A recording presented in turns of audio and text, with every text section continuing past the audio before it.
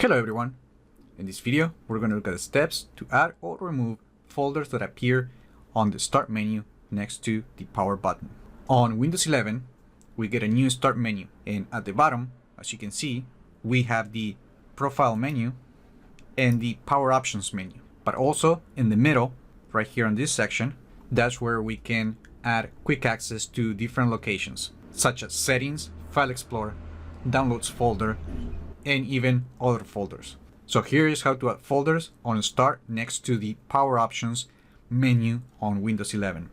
First, open Start and then look for Settings. Then go to Personalization and open the Start page. Then click on Folders and choose the items that you want to appear at the bottom of the Start menu.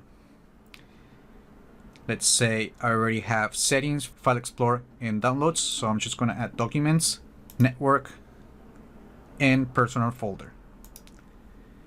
And when you open the Start menu again, you will see now that we have quick access to all the new buttons that we selected. In the same way, we can also remove any of the buttons that we placed on this section.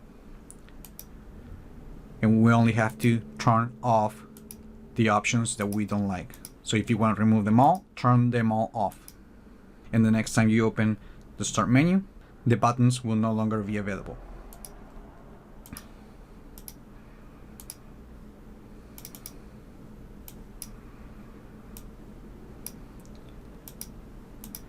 And that's it. That's how you add quick access to different folder locations on the Start menu next to the Power button. Remember to like the video, leave your comments, subscribe to the channel if you haven't done that yet, and I just hope this video was informative for you, and I would like to thank you for viewing.